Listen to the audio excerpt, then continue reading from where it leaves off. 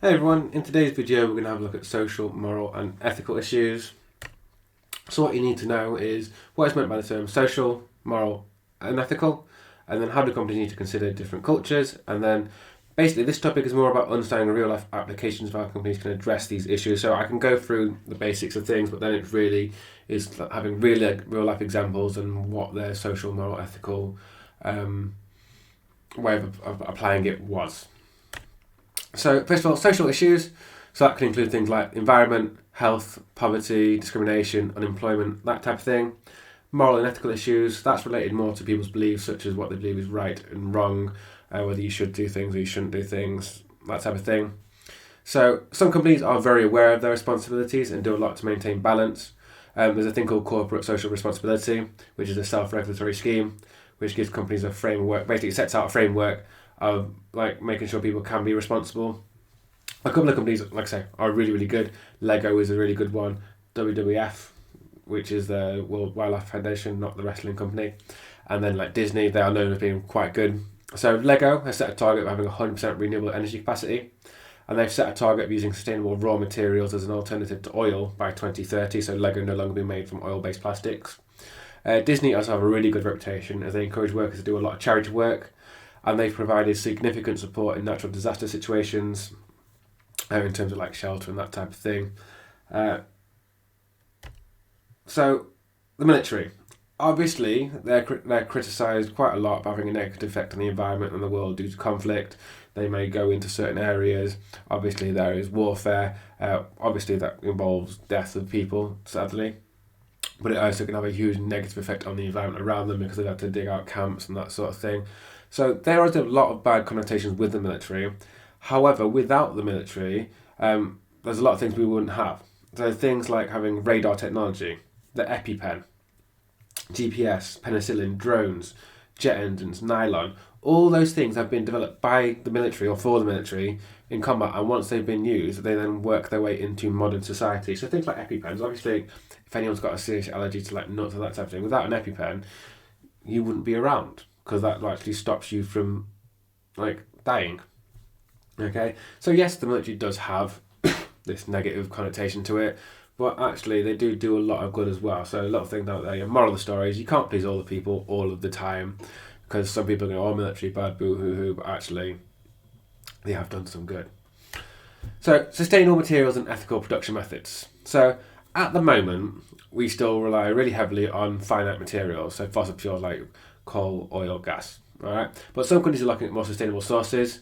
For example, like the FSC, the Forest Stewardship Council, where they do the whole thing of sustainable rainforest, where cut down a tree to use it, but then we're going to plant 3 more, that type of thing.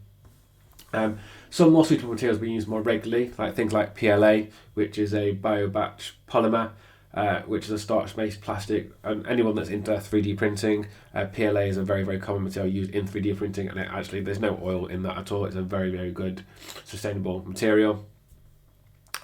Metal production is considered very, very bad due to the fact that extracting the ore requires a lot of mining and does do a lot of damage to the environment and the landscape that it's in. It can also be dangerous when mines collapse. There have been examples of dams busting due to mining and killing most people in a town in Brazil in 2015.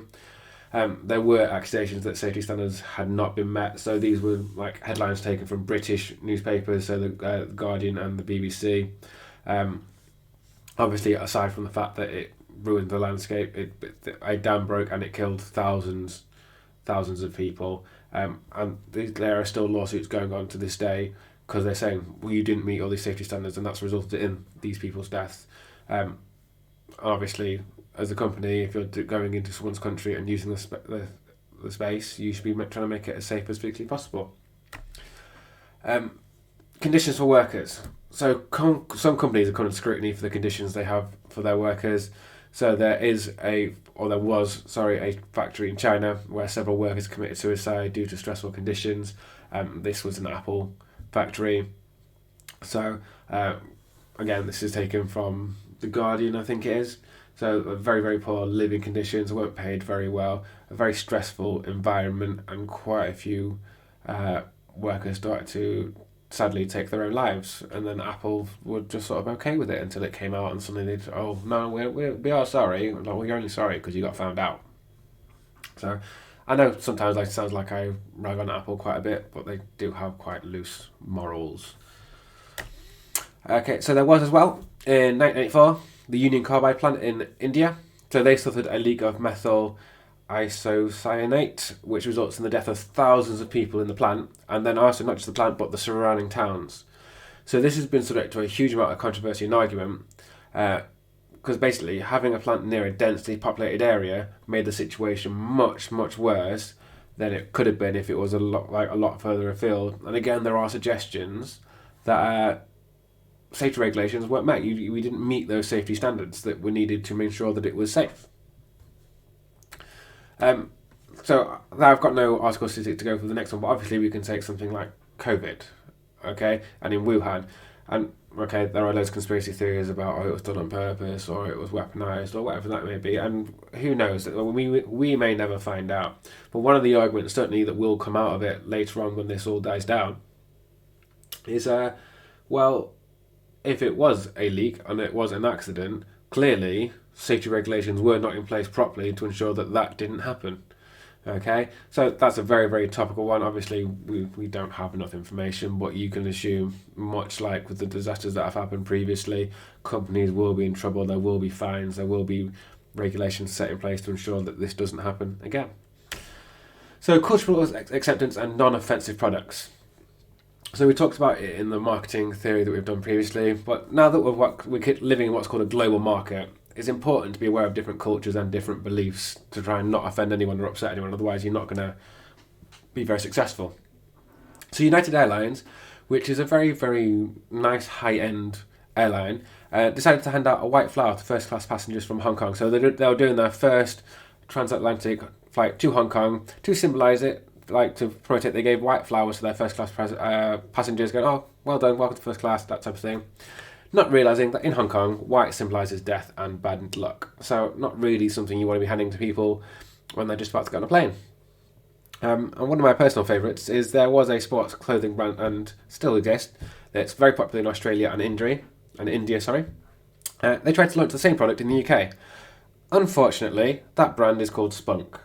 Now, Spunk means something very, very different in Australia and India than what it does in England. And because someone didn't do their research, wasn't that popular in England. I can't imagine why people didn't want Spunk all over their t-shirts or their clothing. So, something to think about. So, products that are inclusive. So, as a designer and as a company that produce products, we're all aiming to make products that can be used as a wide range of people as possible. So we've talked about this before in inclusive design, that type of thing. There are far more people that require consideration than people realise, okay?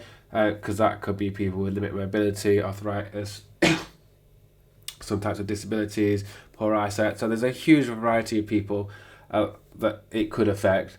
But examples of this happening are things like wider doors for wheelchairs in new houses, good grip utensils, accessibility on public transport, things like having braille, like ramps, that sorts of things, pedestrian crossings where you got like little bumps on the ground so people with visual impairments can see, or not see, sorry, can feel where the crossings are, the fact that it beeps and then it beeps faster when it's about to stop.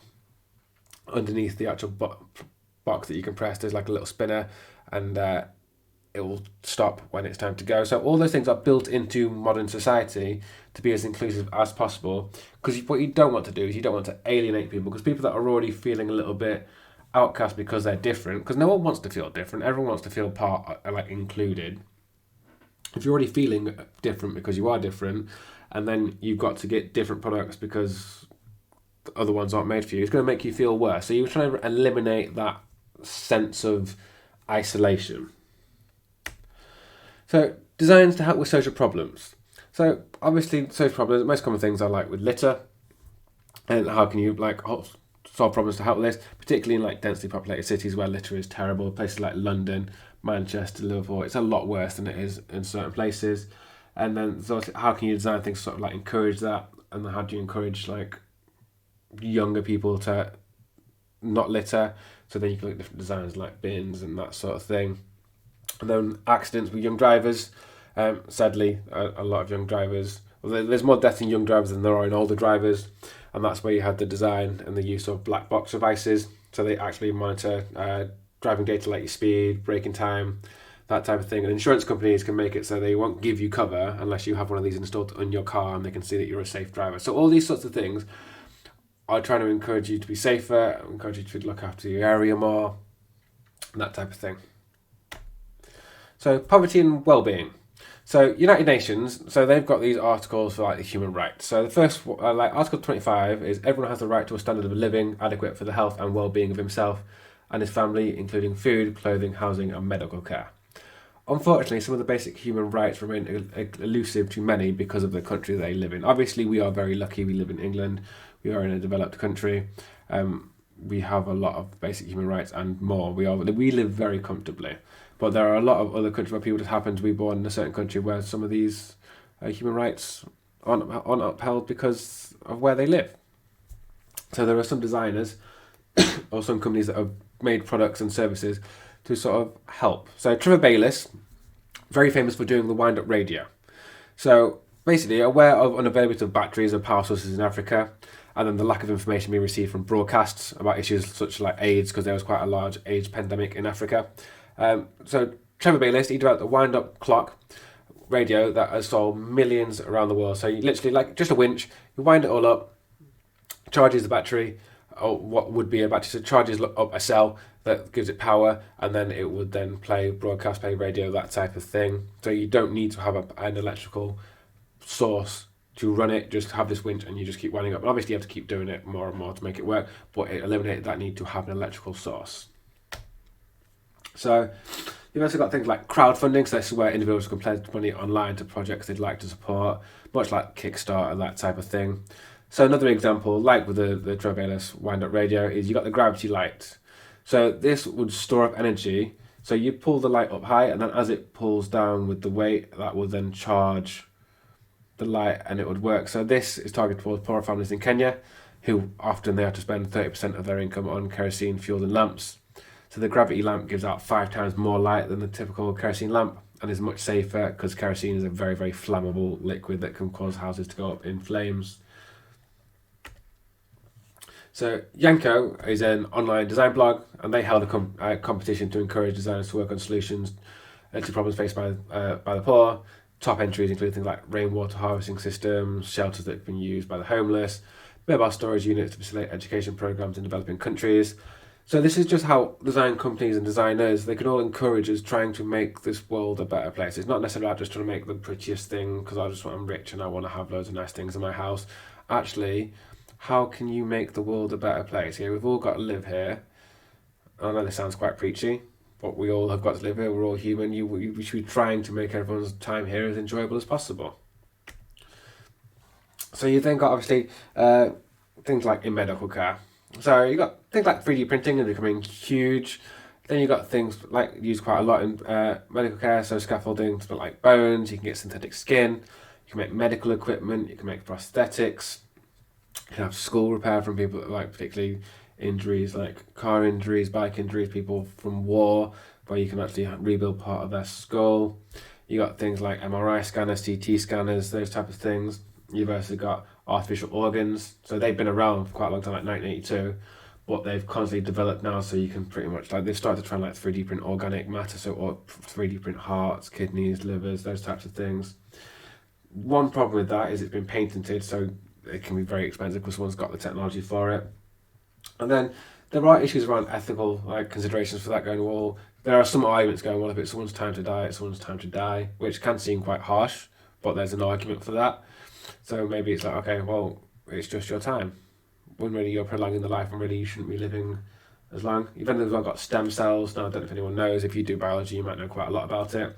So stem cells are fetuses, or like unborn fetuses, that are blank cells, and if you put it next to, I'm butchering this because I am no way a medical professional at all, in case you haven't noticed, but stem cells, but they're blank cells that basically if you put it next to another cell, it will reproduce it and make a healthier cell of it.